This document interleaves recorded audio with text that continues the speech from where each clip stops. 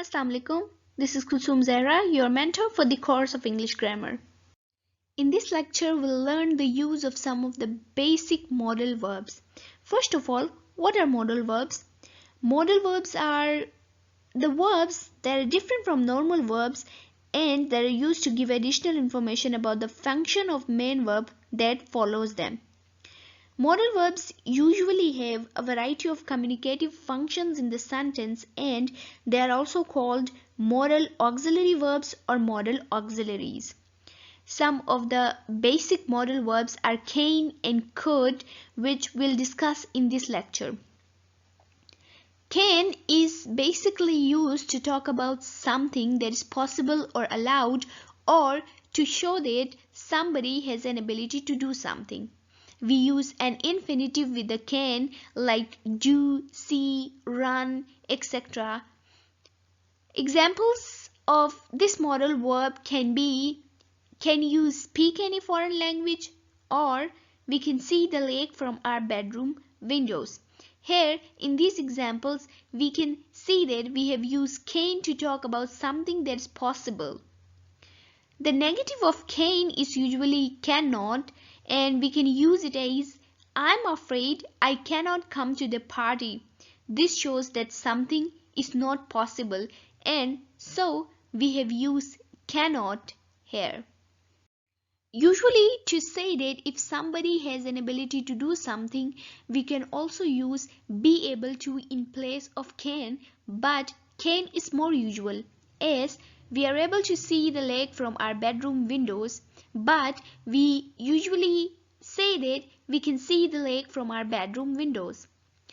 Can has two forms, can which is present form and could which is its past form, but sometimes we can see that be able to is more necessary than can.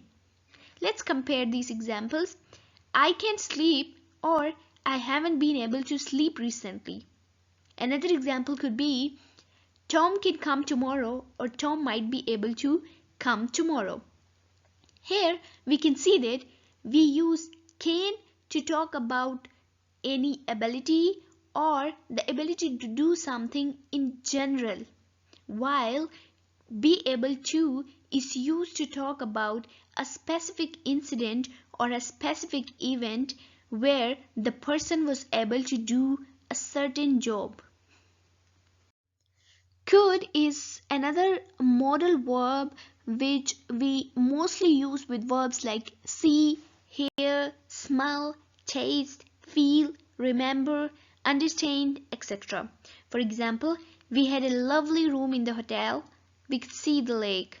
Or as soon as I walked into the room, I could smell gas. So we have used could with these verbs. Another use of could is that we use could to talk about somebody that had the general ability or permission to do something. Like my grandfather could speak 5 languages, or we were totally free, we could do what we wanted. In both these examples, we can see that we have used could to talk about a general possibility or permission to do something. Like in the previous slides, we compared can with be able to. In this slides, we'll compare could with was able to.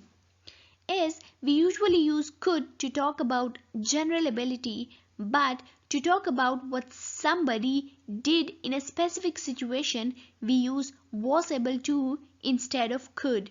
As the fire spread through the building very quickly, but fortunately everybody was able to escape, or everybody managed to escape. Here we cannot say that fortunately everybody could escape, because we are not talking about the general ability to escape, but we are talking about the ability to escape in a specific situation where the fire spread.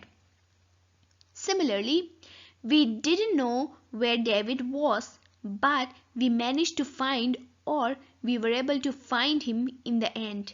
Here we have also not used could, but we have used managed to or was able to, because we are talking about a specific situation.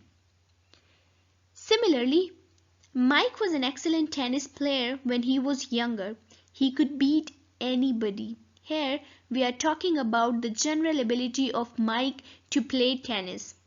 While Mike and Peter played tennis yesterday, Peter played very well, but Mike managed to beat him.